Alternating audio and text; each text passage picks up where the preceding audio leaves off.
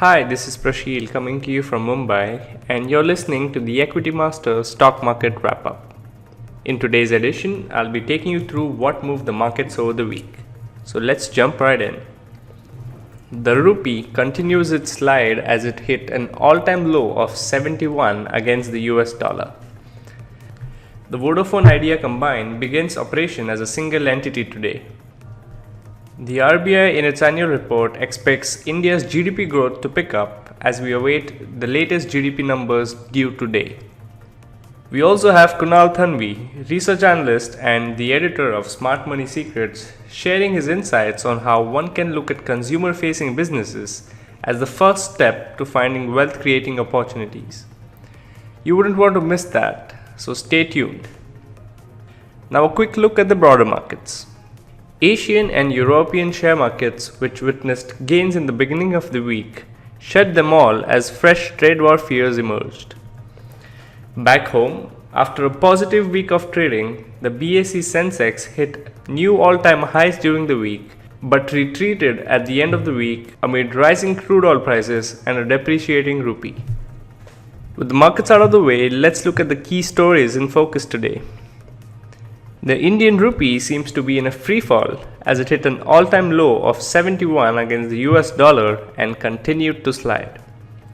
Note that the rupee has been witnessing selling pressure against the US dollar since the start of this calendar year, and it has depreciated by over 10% since the beginning of this year. Now, what does a fall in the rupee mean for the Indian economy? Well, a depreciation in the rupee will mean that importers will have to buy goods and services at a higher rate than earlier. This does not bode well for a developing economy that relies heavily on imports.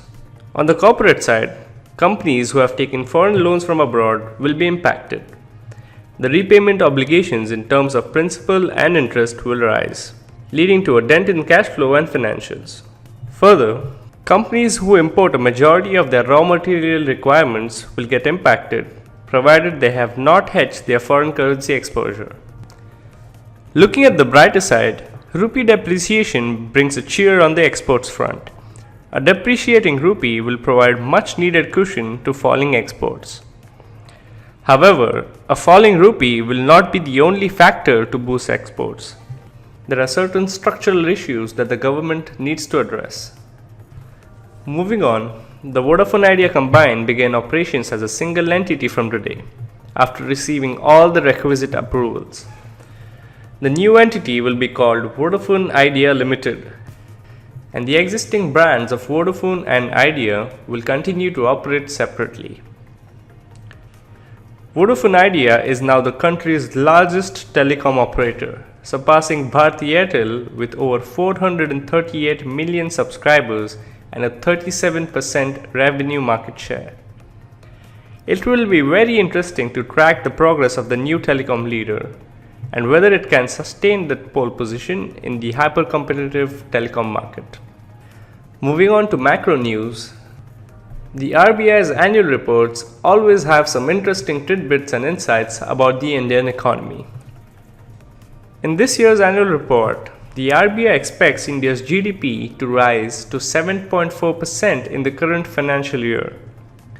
The RBI is betting on a pickup in industrial activity and a good monsoon to spur GDP growth. The RBI also said that its monetary policy will be guided. However, the RBI cautioned that the country's external sector will have to confront global headwinds, but it expressed confidence that the current account deficit will be largely financed by foreign direct investment. Rising global commodity prices, especially of crude oil, and the recent global financial market developments are firming up input cost pressures. The RBI in its annual report cautioned that global headwinds are likely to disrupt India's external sector in 2018 and 19. Meanwhile, the government just announced GDP numbers for the first quarter of 2018-19. India's GDP growth returned to 8% for the first time in 2 years, as GDP growth for the first quarter stood at 8.2%, compared to a growth of 5.6% in the same period a year ago. These are very encouraging numbers, and they also mean that India would retain its fastest growing economy tag in this quarter as well. Next, as promised, we'll be talking to the editor of Smart Money Secrets, Kunal Thanvi. Every day you step out of your house, you see all these brand names around you. Say HDFC Bank, MRF, Eicher Motors, Facebook, Google, Amazon, and the like. But they're more than just brand names. You see, a closer look at their stock price performance reveals that they have created tremendous wealth for shareholders in the past. In fact, they all have been multi-baggers. Not just that. Another common thread that they share is that they are all consumer-facing businesses. Now, does this mean that all consumer-facing businesses can be potential multi-baggers? And how can one identify such businesses? Well, we have Kunal Thanvi here today, research analyst and the editor of Smart Money Secrets, on board with us to answer all of your questions. So let's jump straight to it. Hi Kunal, you recently wrote about consumer-facing businesses and how they're a good choice when it comes to identifying multi-baggers. Can you tell our listeners a bit more about what exactly are these consumer-facing businesses? Hi, thanks for having me today. Yes, I have been writing about consumer-facing businesses and why I like them. Well, if you look at the history of multi-baggers, be it Page Industries, Eicher Motors, HDFC Bank, or Hindustan Unilevers of the world, they all have one thing in common, that is, they are consumer-facing businesses. And the piece you are talking about, in that piece I talked about how consumer-facing businesses are better in terms of pricing, profitability, and longevity in their business model. Okay, but Kunal, all of these stocks that you mentioned, aren't all of them trading at premiums right now? Yeah, that's true. And that's the challenge.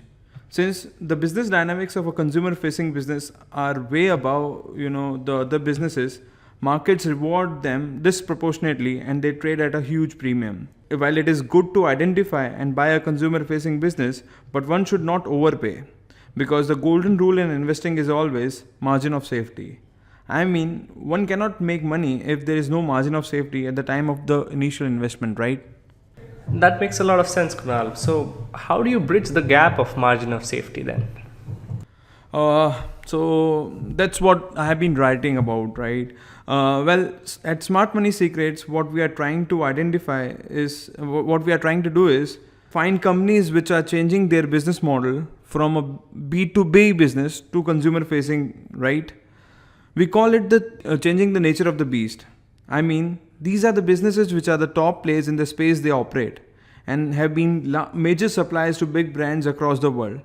Now, these companies are run by visionary managements who have built a very strong business model and are now launching their own brands in the domestic market. The initial response is promising, and these managements have laid down a perfect plan for the success. While the nature of the business is changing from a B2B business to a consumer facing business, but valuations do not account for that as of now. Thus, we get the best of both the worlds, margin of safety and businesses which are moving towards consumer facing. Thanks a lot, Kunal. This has been very insightful. So, this is a very interesting way of identifying value buys, looking at established businesses which are now moving on to the consumer facing side of things. Now, you can use this strategy to identify such wealth creating opportunities by yourself. But if you're not very keen, Kunal and his Smart Money Secrets team have done the legwork for you. He and his team have very recently identified a similar consumer facing business which has a huge runway of growth in front of it. Log on to smsoffer.co.in to find out for yourself. Well, that's all from us today. Before signing off, we would like to know if you like the idea of podcasts. Is there anything specific you want us to cover? We would love your feedback. Just visit equitymaster.com and drop us a line. We look forward to hearing from you. Happy investing!